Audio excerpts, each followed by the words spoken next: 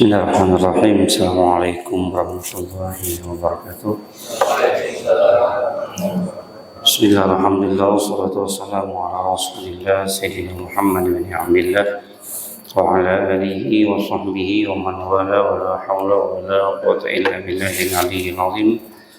Subhanaka la ilma lana illa ma 'allamtana innaka antal alimul hakim. وقال رب اشرح لي صدري ويسر لي امري واحلل عقدة من لساني يفقهوا قولي وقل رب زدني علما وارزقني فهما امين يا رب العالمين. Alhamdulillah, puji dan syukur kehadirat Allah Subhanahu wa taala atas segala nikmat yang Allah karuniakan kepada kita, terutama nikmatul Islam, nikmatul iman, nikmat sehat wal afiyah. Salawat teriring salam kita curahkan kepada junjungan kita Nabi besar Muhammad sallallahu alaihi wa alihi wasallam. Semoga kita menjadi pengikut beliau sampai akhir hayat kita, dapat syafaat beliau dan dimasukkan ke dalam surga bersama beliau. Amin ya rabbal alamin. Bismillahirrahmanirrahim.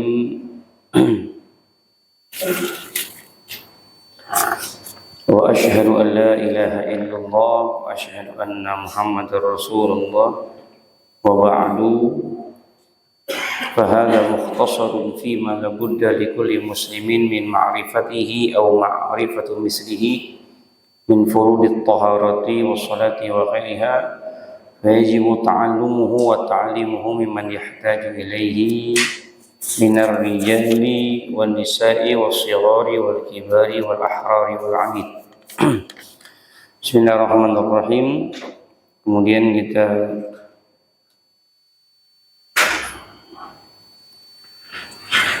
lanjutkan daripada ungkapan muallif. Kitab yang akan kita bahas ini tidak terlalu berpanjang lebar, hanyalah sebuah ringkasan, tapi ringkasan yang mencakup daripada seluruh kebutuhan kita dalam bentuk ibadah. Mudah diingat, kemudian simpel saja. Kitab ini disusun untuk mempermudah baik laki-laki, perempuan, anak kecil pun mampu untuk menghafal kitab ini.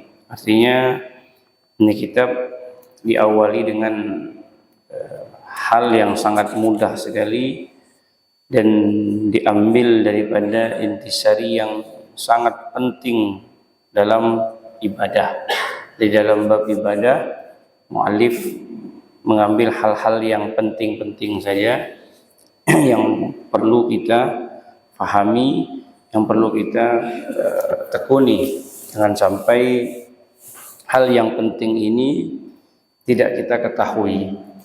Sehingga dalam fikih itu, Bapak Ibu, ada hal yang kita bisa fahami, ada hal juga yang mungkin tidak ingin difahami. Bisa jadi misalkan bentuk yang tidak wajib, yang tidak ada hubungannya dengan ibadah kita. Seperti contoh haji, ya. Orang yang tidak pergi haji ya tidak usah belajar haji. Kapan dia butuh untuk mempelajari ilmu haji? Apabila dia ingin pergi haji. Pergi hajinya masih berapa tahun? Masih 20 tahun lagi. Ya nanti 15 tahun lagi baru belajar haji. Tapi kalau mau belajar silahkan. Artinya sunnah. Tapi kalau kapan wajibnya? Wajibnya itu kapan? Ketika dia ingin pergi haji. Jangan sampai nanti pas mau pergi haji tahu-tahu tidak belajar ilmu haji. Nah, itu yang salah. Apalagi nikah. Ada orang ingin belum mau menikah. Ya, jangan belajar bab nikah, nanti saja. Tapi ketika dia sudah ingin menikah, dia harus dan wajib mempelajari pernikahan itu agar tidak terjerumus dalam hal-hal yang diharamkan. Tapi kalau ibadah,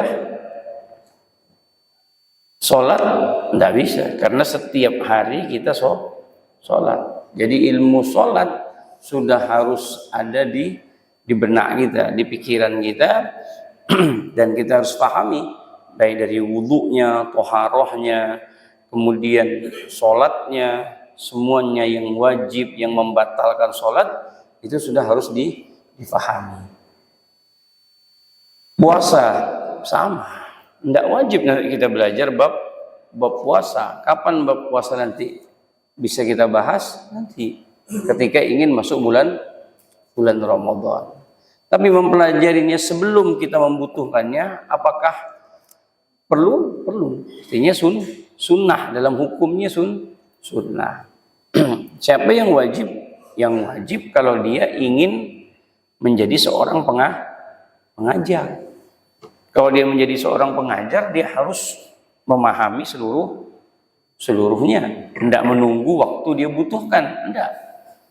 Fikih ibadahnya dia pelajari. Kemudian fikih muamalatnya harus dia pahami. Kemudian fikih munakahatnya harus dia pahami. Kemudian jinayatnya harus dia pahami. Karena dalam fikih itu kan 4. Ya, ibadah, kemudian muamalah, kemudian munakahah, kemudian jinayah. Itu fikih ibadah, ya tadi sholat, puasa, haji itu itu fikih ibadah. Setelah itu fikih muamalah. Ya, fikih muamalah itu fikih seperti perbankan, kemudian riba, kemudian nanti salam, kemudian nanti syarikah, murabahah. Ya, kalau dalam fikih dalam bank syariah itu kan sering kita dengar yaitu murabahah dan mudharabah bagi hasil. Nah, itu dipelajari dalam muamalah luqotoh, baitul luqotoh, barang temuan, ya. Barang itu namanya fikih muamalah. Kemudian munakahah, fikih pernikahan. Nah, setelah fikih pernikahan, jinayat. Apa itu jinayat? Kriminal.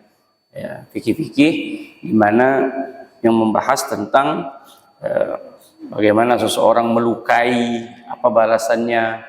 Kemudian apabila seorang membunuh, apa balasannya.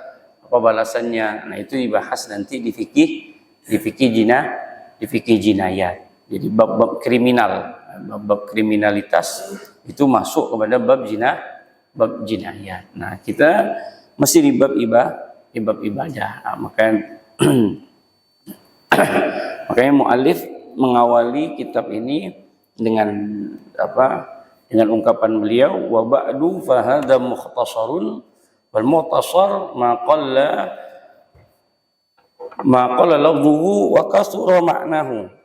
Ya, mukhtasar itu adalah sesuatu yang sedikit lafadznya tapi banyak sekali maknanya. Ya, itu namanya mukhtasar. Kitab yang sudah dikecilkan lagi, udah kecil tapi dikecilkan lagi. Kemudian beliau mengatakan fima la budda likulli muslimin min ma'rifatihi mithlihi min furudit taharati wa salati wa ghairihima wa ta'allam hadha fardu ainin fa innal ilma yanqasimu ila salasati aqsam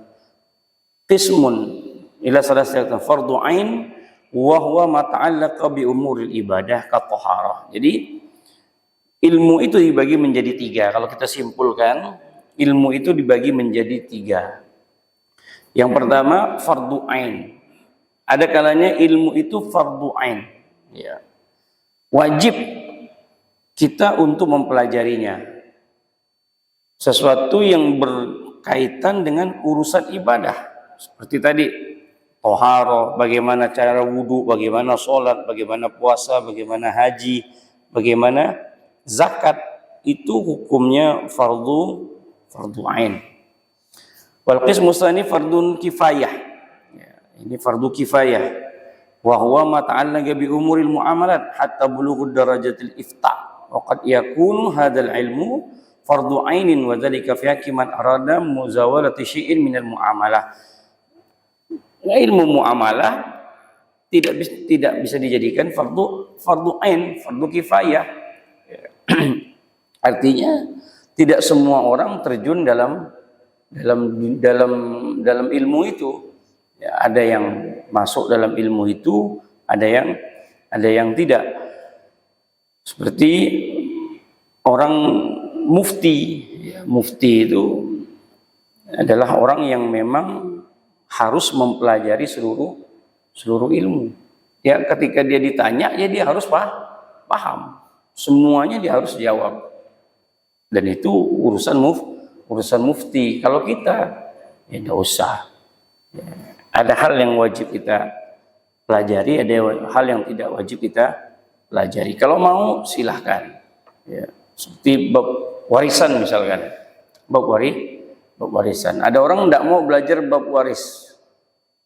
Kenapa alasannya? Apa yang mau diwariskan? Bawang pun tak ada, kata dia. Nah, udahlah. Yang ada nanti ngitungkan warisan orang dia. Iya, saya udah berapa kali ngitungkan warisan orang. Iya. Makanya dulu waktu belajar ilmu waris, ya, kawan saya bilang, udahlah nggak usah belajar inilah kita, kata dia. Ya, kenapa? Iya, ini ilmu orang kaya ini, kata dia. Ini ilmu orang kaya. Kalau dia punya warisan, ya bisa dia belajar ini. Ya, kalau kita apa yang mau dibagi, kata dia. Inti belajar pun apa yang mau dibagi, yang ada nanti kita ngurus warisan orangnya, kata dia. Iya betul juga rupanya. Nah, tapi mau ndak mau kan nanti kan kita kan bakal ngajar orang, kata-kata. Nah, iya. Nah, karena mau ndak mau nanti pasti nanti masuk akan kepada bab warisan. Warisan itu termasuk daripada fikih. Ketika nanti masuk bab waris, kita tidak bisa menjelaskan gimana ceritanya, kan begitu. Tapi untuk sampai ta'amuk itu sampai memperdalami ilmu itu, ya tidak wajib. Ada yang memperdalami ilmu itu, ya sampai paham betul, sampai seluk-beluk ilmu warisan pun difahami, tidak jadi masalah. Tapi bagi mereka yang menginginkannya, kaman aradal bai' wasyira fa in ta'allama al bai' wasyira fi haqqi fardhu ain wal qismu salis wa huwa al mandub wa ma zada 'ala dzalik. Jadi dia bentuknya fardu kifayah, ada namanya juga sunnah. Ya sunnah kalau kepengen lebih daripada itu. Jadi orang-orang yang ahli ifta, ahli fatwa, kemudian tidak usahlah mufti lah. Artinya tadi yang kita gambarkan sebagai seorang pengajar. Ya, dia harus bukan lagi dalam kategori hanya sekedar mempelajari yang dia butuhkan, yang tidak dia butuhkan pun dia harus pelajari. Ya, seperti ilmu haji, kemudian bab warisan tadi, kemudian nanti muamalah, semuanya dia harus pahami karena dia dibutuhkan oleh umat. Tidak bisa dia bilang, oh saya tak belajar ilmu ini. Ya siapa suruh tak belajar? Ya. Kemudian wa huwal mandubu wa huwa ma zada ala zalika fi fardul ain yajib al ta'allumuhu wa ta'limuhu mimman ay ila man yahtaju ilaihi ar-rijali wal nisa'i was-shighari wal kibari wal ahrari wal 'abid fa kulluhum sawa'un fi ta'allumihi fa huwa mafrudun alaihim ajma'in. Baik laki-laki, perempuan, semuanya wajib untuk menuntut ilmu agama, terutama ilmu fikih. Ilmu fikih adalah ilmu yang betul-betul berkaitan dengan kehidupan kita. Kita tidak bisa lepas dengan ilmu fikih, karena ilmu syariat itu adalah ilmu fikih. Sama sekali kita tidak bisa lepas dengan ilmu fikih. Kalau yang lainnya itu mungkin bisa kita lepas, tapi kalau ilmu fikih itu tidak bisa. Ada orang rajin ibadah, bagaimana dia bisa dikatakan rajin ibadah. Bisa rajin ibadah, tapi syarat-syarat ibadahnya betul atau enggak. Kan begitu. Yang menentukan orang itu masalah diterima atau enggak itu bukan urusan. Tapi orang udah bisa diterima atau tidak dengan catatan betul dulu ada regulasinya, ada cara mainnya. Oh ini begini. Udah syaratnya benar, udah rukunnya benar, semuanya betul, barulah nanti serahkan kepada Allah. Itu masalah terima atau itu bukan urusan manusia. Tapi membenarkan seseorang dalam ibadahnya itu urusan syariat. Nah, kalau kata Sayyidina Ali karamallahu wajhah, beliau mengatakan nanti akan ada satu zaman di mana mereka hobinya itu ibadah. Hobinya ibadah, tapi kalau belajar malas. Hobinya ibadah, tapi untuk memahami ilmu ibadah itu malas. Rajulun mutanassik. Yang paling aku takutkan, kata Imam Ali, adalah orang yang hobinya ibadah tapi tidak mengetahui ilmu ibadah. Ada orang rajin sholat, rajin betul, tapi ilmu sholatnya tidak ada. Nah, ini yang paling aku takutkan. Sehingga dalam ibadah kita harus mengetahui ilmu tersebut. Jangan sampai kita tidak mengetahuinya. Ar-rijali wan nisa'i wasyghari wal kibari wal ahrari wal abid. Bagi siapa? Bagi laki-laki, perempuan, semuanya harus mengetahui ilmu ibadah. Perempuan perempuan banyak hal yang harus dia pahami. Ya, ilmu haid itu sebenarnya yang lebih paham adalah wanita. Kemudian hal-hal yang berkaitan dengan kewanitaan, ya, itu mereka harus mengetahuinya. Kalau dia tidak paham, maka dia harus tanya kepada suaminya. Suaminya tidak mengerti, ya mau tidak mau dia harus minta izin untuk belajar kepada orang yang lebih mengerti. Dia keluar minta izin kepada suaminya karena suaminya tidak mampu untuk memberikan pemahaman itu, boleh. Ya, kalau memang antum tidak mau istrinya keluar untuk menuntut ilmu, ya suaminya harus pintar, harus paham. Ajarkan dia sholat, ajarkan dia bab yang berkaitan dengan sholat, bagaimana sholatnya, bagaimana puasanya. Kemudian kalau dia menstruasi itu seperti apa, batas-batasannya, dia harus bisa memahami mana darah, mana bisa paham mana itu haid, mana itu nifas, mana itu, semuanya harus paham. Kalau enggak, ya suaminya nanti yang berdosa. Makanya tadi dalam beberapa hal dalam fikih, apakah boleh wanita itu keluar dari rumah? Boleh, tapi minta izin dulu kepada suaminya. Kalau memang membutuhkan ilmu tersebut, dia tidak dapat ilmunya, dia tidak dapat ilmu orang yang mengajari dia tentang ilmu agama, dia harus keluar. Mau tidak mau dia harus keluar untuk memahami ilmu tersebut. Ar-rijali wan nisa, ya, laki-laki, perempuan, wasyighar, dari kecil, anak kecil pun, anak-anak kita sudah ajari ilmu agama. Wal ahrari wal abid, baik dia orang yang merdeka ataupun dia hamba sahaya. Fakulluhum sawa'un fi ta'allumihi fahuwa mafrudun alaihim ajma'in. Semua itu diwajibkan untuk mengetahui ilmu agama. Bab thaharah. Kita masuk kepada bab yang pertama, bab thaharah. Al-bab lughatan furjatun fi sa'iril yatawassalu minha ila dakhili khariji wa aksihi. Wasilahan ismun li alfadhil makhsusah dalatun ala ma'anin makhsusah mustamilatun ala fusulin wa furu'in wa masail wa tanabihi ghaliban. Wa taharatu lughatan an-nadhafah wal khulus min al-adnas hissiyatan kanat kal anjasi aw ma'nawiyah kal uyubi. Ya, apa itu suci? Bersuci itu adalah secara bahasa seseorang yang bersih dari hal-hal yang menjijikkan. Itu namanya bersih. Suci. Hissiyah kanat kal anjas, jadi bersih dari najis, bersih dari kotor, itu namanya toharah. Adapun secara maknawiyah kalau uyub, yaitu dia bersih daripada aib.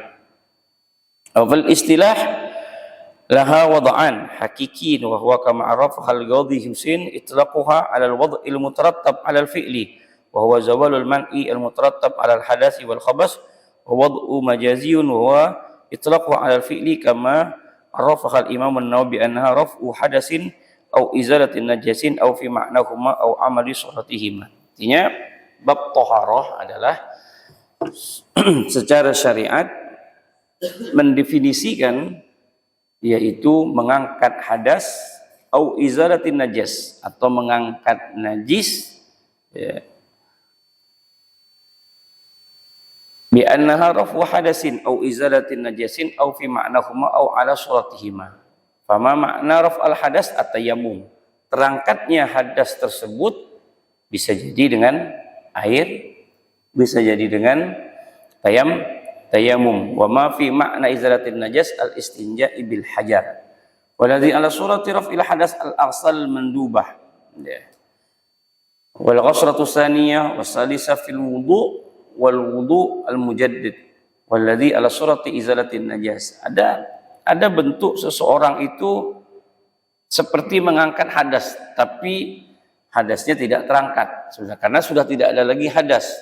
Seperti gambarannya saja, seperti orang yang mengangkat hadas, tapi pada intinya hadas tersebut sudah tidak ada. Seperti contoh kita itu wudu 1 kali, 2 kali, 3 kali, kan begitu.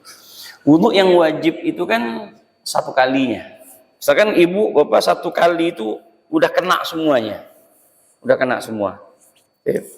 Maka cucian yang kedua, cucian yang ketiga itu hukumnya sunnah. Nah, air yang jatuh dari anggota tubuh dari cucian kedua dan ketiga itu bukan air mustakmal, bukan air yang mustakmal. Tapi kalau cucian pertama itu iya air mustakmal karena air itu air yang sudah digunakan untuk mengangkat hadas, ya. Tapi kan hadas sudah terangkat, betul? Hadas sudah terangkat di cucian pertama, betul-betul dicuci benar, kena semuanya, selesai sempurna. Seandainya dia tidak mau mencuci yang kedua, yang ketiga pun udah cukup. Nah, kemudian dia cuci yang kedua, maka air yang jatuh itu dikatakan tidak mustakmal. Sama juga seperti orang yang tajdidul wudu, orang yang selalu memperbaharui wudu, tajdidul wudu. Tajdidul wudu itu sudah dia mempunyai wudu, kemudian wudu lagi. Misalkan ini udah wudu nih, nanti jam 9, jam 10 kepengen wudu lagi. Wudu ini tidak batal, cuman dia wudu lagi. Nah, itu tajdidal wudu. Nah, itu sunnah, tajdidul wudu itu sunnah. Nabi Muhammad mengatakan al wudu alal wudu nurun ala nur. Orang yang selalu memperbaharui wudu, maka orang tersebut mendapatkan cahaya di atas cahaya. Makanya mukanya selalu bercahaya. Itu orang-orang yang tidak pernah lepas wudu. Ya. Orang-orang yang tidak pernah batal daripada wudu. Jangankan batal, udah wudu pun dia wudu lagi. Jadi tidak pernah lepas dari wudu. Orang-orang yang alim, orang-orang para ulama itu, mereka tidak pernah ceritanya itu batal wudu. Udah wudu, batal wudu lagi. Bahkan sudah wudu pun dia wudu lagi. Tapi pastikan kalau airnya banyak. Kalau airnya sedikit ya jangan. Udah tidak ada air, kemudian wudu lagi. Ya sudah, wudu yang ada sudah cukup. Kalau airnya berlimpah, airnya banyak, semuanya tidak apa-apa. Tajdidul wudu. Udah wudu, kemudian wudu lagi. Kemudian dikatakan di sini ala surati izalatin najasil ghasratis tsaniyah wa salisa min ghasratin najasah. Wa dzakara sahibul yaqutin nafis laha ta'rifun akhar. Faqala ya fi'lun ma tatawaqqafu alaihi ibahatun walau min ba'dil wujuh aw thawabin mujarrad. Fa qawluhu tawaqqafa alaihi ibahah kas-salati mutawaqqifah 'alal wudu'. Orang tidak akan pernah bisa mengerjakan salat tanpa wudu. Fala yumkinu li syakhsin an yusalliya ma'a imkani at-taharah bila wudu. Wa qawluhu walau min ba'dil wujuh katayammum fa innahu tustabahu bihi shalah. Atau dengan tayamum. Dengan tayamum seorang tidak ada air, maka dianjurkan dia untuk tayamum. Dengan tayamum itulah dia diperbolehkan salat. Wa qawluhu aw thawabu mujarrad kal qasrati tsaniyah was salisah. Atau dengan makna sawabun mujarrad, seperti cucian seseorang yang membasuh tangannya kedua dan ketiga, dan ini adalah hukumnya sunnah dan dia mendapatkan pahala. Amma taharatu bid-dhamm wa ismun li baqiyatil ma'i bil kasri ismun lima yudhafu ila al-ma' min nahwi ashna'in aw ghairihi. Kemudian dilanjutkan oleh beliau langsung saja. Faslun furudul wudu'i, termasuk kepada fardu-fardunya wudu. Al-faslu lughatan al-hajiz baina syai'in, wa silahan ismun ya al-fadil makhsusah dalatun ala ma'anin makhsusah mustamilun ala masailin wasaniyah. Al-fardu lughatan at-tansibul lazim, artinya ketika seseorang sudah dikatakan fardu maka itu hukumnya wajib. Jadi dalam Islam itu kalau sudah berbicara syariat, hukum, berarti hukum itu berkaitan dengan fard. Kalau sudah dikatakan fardu, berarti itu wajib. Ini fardu, berarti ini wajib. Salat itu apa? Fardun, berarti wajib. Ya, kalau dia dikatakan fardun, berarti wajib. Kalau dia dikatakan sunnah, ya sunnah. Kalau dalam salat yang fardu ya wajib kita ucapkan fardu. Misalkan usolli fardhu dhuhri, wajib mengucapkan fardunya. Tidak sah seseorang apabila tidak mengucapkan kalimat fardu. Usolli fardhu dhuhri, itu wajib. Ya. Tapi kalau sunnah itu tidak wajib disebutkan. Misalkan antum sholat duha, usolli duha, udah cukup menyebutkan nama duhanya, karena nama duha itu sudah sunnah, cuma disebutkan saja namanya. Karena kan sholat duha itu kan banyak. Usolli duha, Allahu Akbar, cukup udah. Cuma dua aja, usolli duha, udah cukup. Tidak perlu juga menyebutkan jumlah rakaatnya. Tapi kalau mau boleh sunnah, usolli sunnatad duha. Udah sunnah disebut lagi duhanya, boleh, enggak apa-apa. Tapi yang wajibnya usolli duha, Allahu Akbar. Usolli qabliyata subhi, Allahu Akbar. Usolli ba'diyatal maghrib, ba'diyatal isya, qabliyatal zuhri. Itu qabliyahnya harus disebutkan. Tapi sunnahnya, menyebutkan kalimat sunnahnya tidak. Tapi kalau sholat, usolli, sholat 5 waktu wajib. Usolli fardhu zuhri. Jadi fardunya disebutkan, zuhurnya juga disebutkan. Namanya juga harus disebutkan. Namanya maghrib, isya, zuhur atau asar itu wajib disebutkan. Ada lagi yang tidak disebutkan sama sekali. Cuman usolli saja.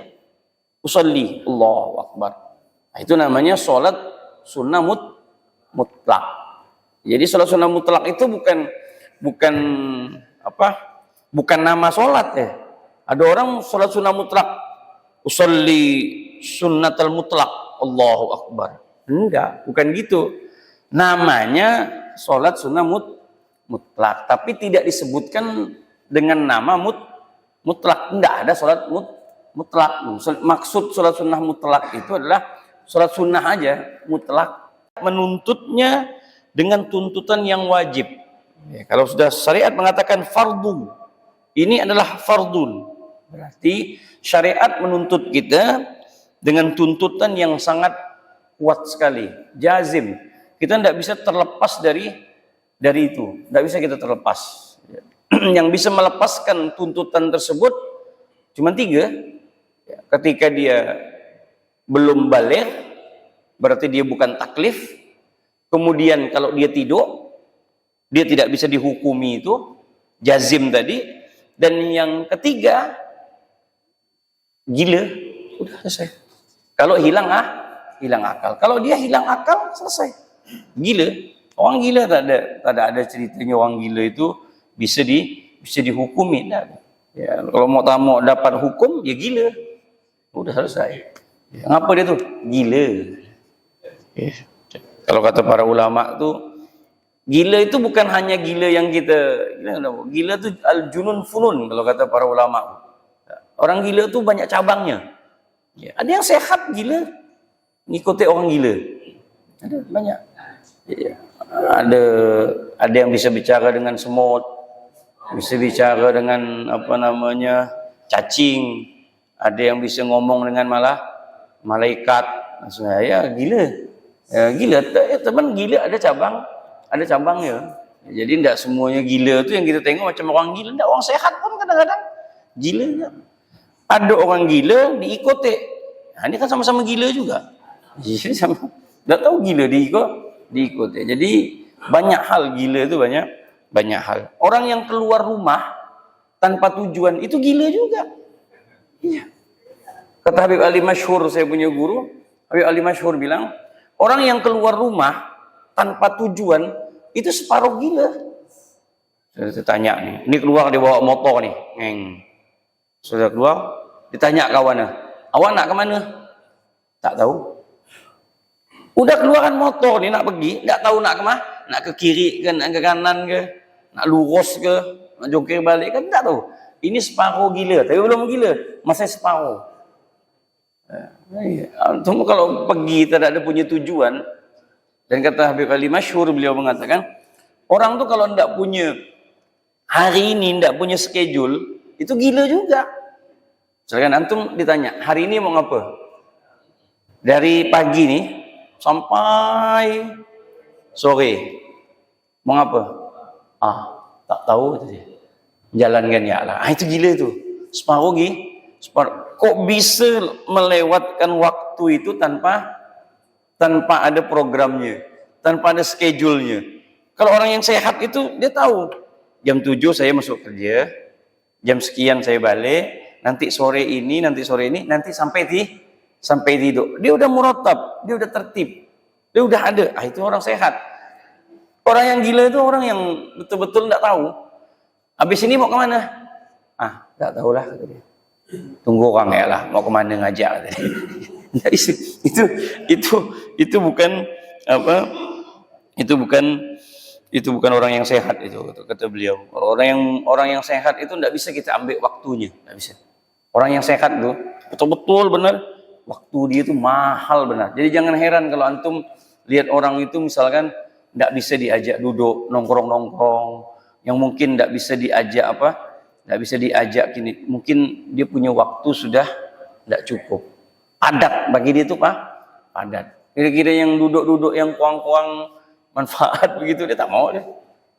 Mau apa? Saya punya kawan begitu, asal kita ajak ini yuk, mau ngapa di sana? Kata dia. Duduk-duduk ya, duduk-duduk kata dia. Ngapa duduk-duduk tu ngapa kata dia?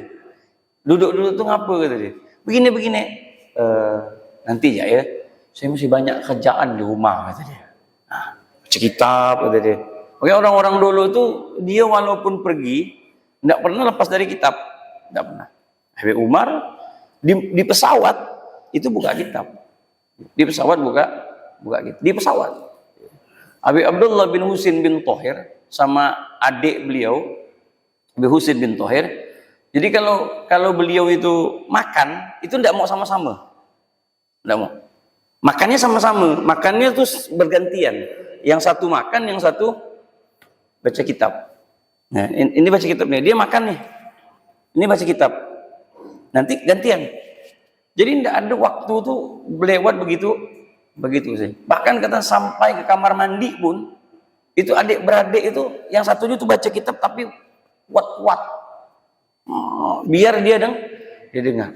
Itu orang-orang kalau udah masuk waktu bulan Ramadan, dia kumpulkan anak-anaknya. Nah, ini dikumpulkan. Nah, siapa yang ada jual waktu untuk Abah? Waktu Abah ini tidak cukup nih, 24 jam nih, masih kurang. Masih kurang. Kalau kita, Allah, orang sini, orang kopi sana, duduk lagi ngopi sini, duduk lagi ngopi sini, duduk lagi ngopi terus. Oh, pindah ke sini ngopi sini. Orang apa? Orang dulu kalau nengok kita hidup di zaman kita nih, mungkin dia bilang, kalau zaman Sayyidina Umar mungkin kepala kita ini kena penggal semua kali. Ya. Sayyidina Umar tuh paling tidak suka sama laki-laki sabahlal. Sabahlal tuh nganggo gitu. Nganggo duduk gitu. Tak ada dibuat nak kerja tuh kalau zaman Sayyidina Umar kena penggal kali gitu. Kan gitu. Jadi dia harus punya kegiatan, dia harus sibukkan diri dia dengan entah dengan ibadah, apa dengan kerjaan, semuanya lah.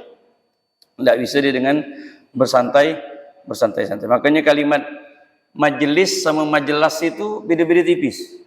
Ya. Majelis. Ini kalau ini nih majelis pakai kasroh. Ya. Tapi kalau majelas, hilang cerita. Kalau majelas itu bersantai-santai. Itu namanya majelas. Mau kemana? Majelas. Kalau udah majelas itu bahaya. Berarti ngopi itu. Ngopi kakak kiki itu namanya majelas. Tapi kalau dia bilang mana majelis, maka antum jangan salah ngasih harokatnya. Kalau harokatnya atas, itu ancol lebor tuh. Tergantung nanti. Ada namanya majelis. Ya, tapi apakah tidak boleh majelis? Boleh. Tenang, santai, rehat semuanya kan. Tapi tetap dibawa ke jalan Allah. Intinya apa? Intinya jangan melupakan Allah. Duduk terus tidak ada rahatnya, tidak enak juga. Mau tenang, pikiran enjoy. Dibawa ngaji terus sakit di kepala nanti. Duduk. Intinya dengan niat majelis pun dengan niat ibadah.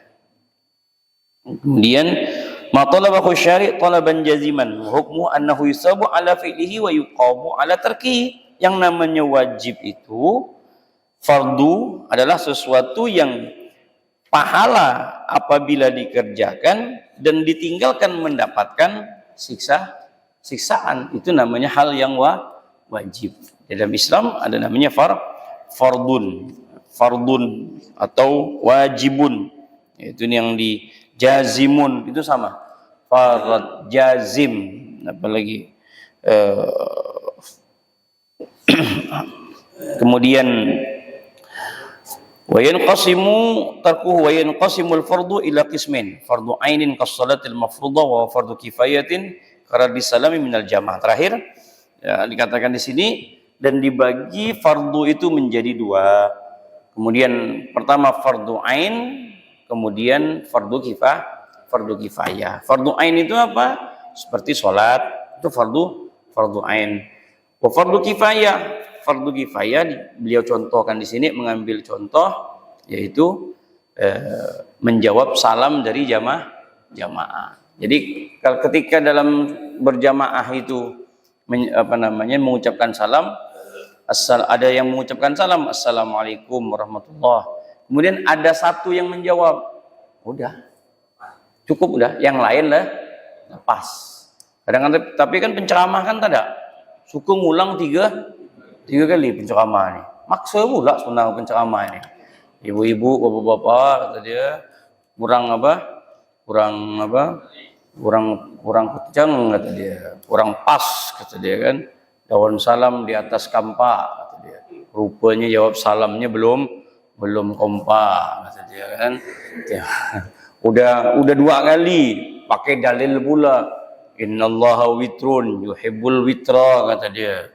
Orang Allah itu witir, ganjil, dan Allah suka yang ganjil.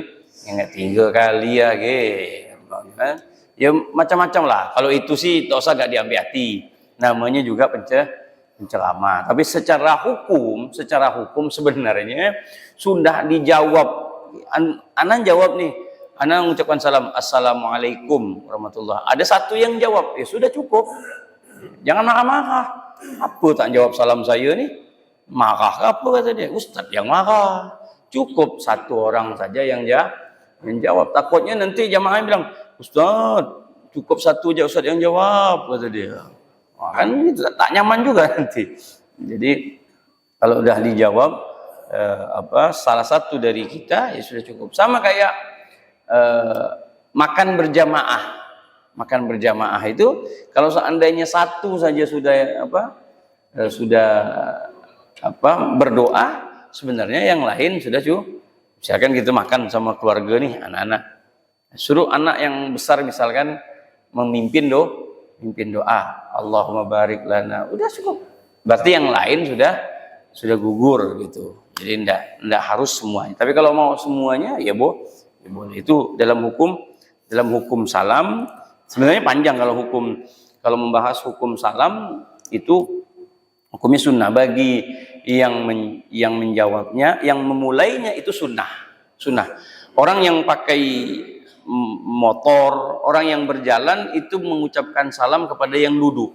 Jadi kalau kita naik kendaraan melintasi orang itu, kita disunnahkan untuk mengucapkan salam. Nabi Muhammad mengatakan, al-badi bisalam bari'un minal kibir. Orang yang memulai salam itu akan terbebas dari sombong. Ucapkan ya salam. Ya, assalamualaikum. Masuk ke kampung orang misalkan, diucapkan salam. Orang tahu ini identitas kita. Identitas kita sebagai seorang muslim. Tapi kadang-kadang jawabnya agak tak nyaman. Assalamualaikum. Oi, kata dia. Setahu saya assalamualaikum ini jawabnya waalaikumsalam, bukan oi. Tapi ya mau dikatakan apa? Enggak apa-apa. Yang penting kita memulai salam. Sama kayak antum pakai mobil. Kayak mobil itu kan serba salah. Tutup mobil, tutup kaca, dibilang sombong. Tutup kaca, lewat mobil. Apa kata orang? Macam ya sekali, kata dia. Mobil bukan gak mobil cash, kata dia. Mobil kredit balagak macam apa, kata dia kan. Dia tutup. Asal masuk komplek, masuk gang, tak pernah dibuka. Negor pun tak ada. Jadi omongan. Buka kaca pun full pula tu, 4 dibuka. Lewat lagi dia. Apa kata dia? Orang kaya baru, kata dia. Nak minta ditengokkan tu, kata dia, kalau dia naik mobil. Salah lagi. Buka kaca salah, tutup kaca salah. Orang tu mau selamat, buka kaca, ucapkan salam. Buka kaca, assalamualaikum. Itu pun masih salah. Apa kata dia? Macam ya bukan, ustazah bukan, ustaz bukan, kata dia. Lagak pula, kata dia. Macam ya sekali. Jadi mau tu apa? Ya, mau itu tak bisa. Namanya tu kalau nuruti kemauan manusia, sakit seorang gitu.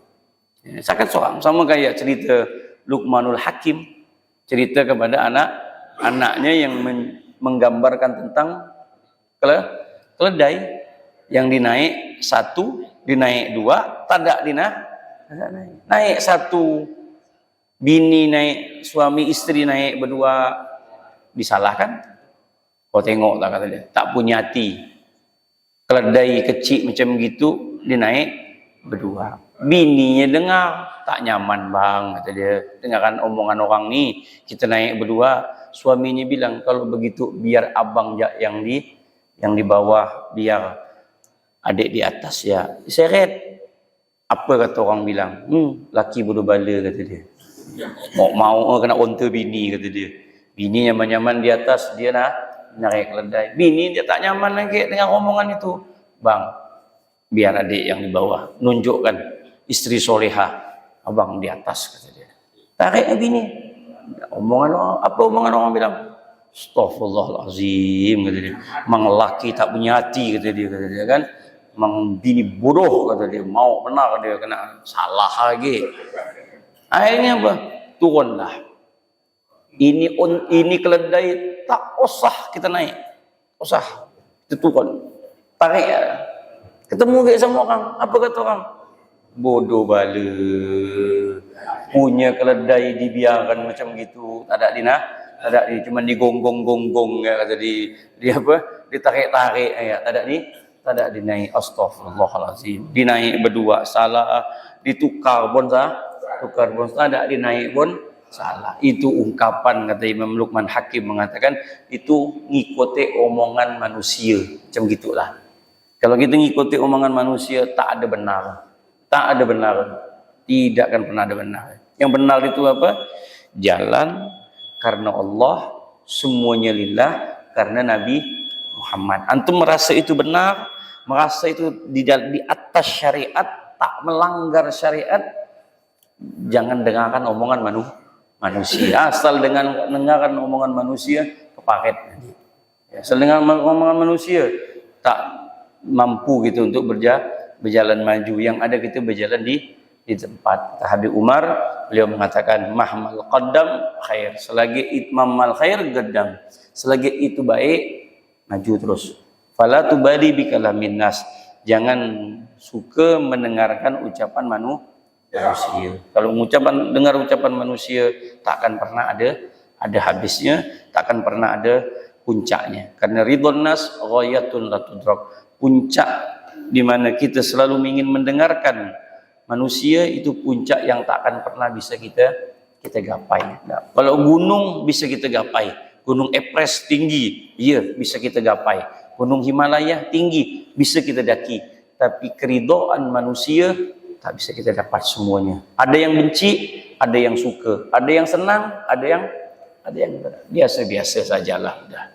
Di komplek ini ngapu dia benci sama saya ya. Tak usah dipikirkan, naik asam urat nanti. Naik, tak usah.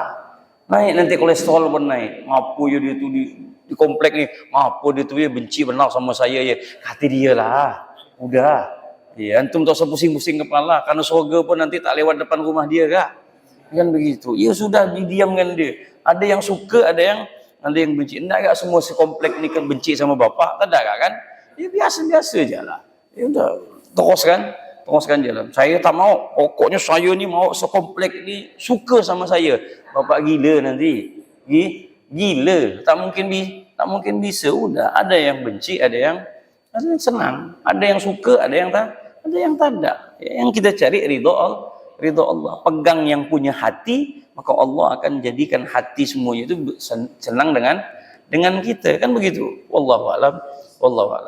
Subhanakallahumma wa bihamdika asyhadu an la ilaha illa anta astaghfiruka wa atubu ilaik. Walhamdulillahi rabbil alamin. Assalamualaikum warahmatullahi wabarakatuh.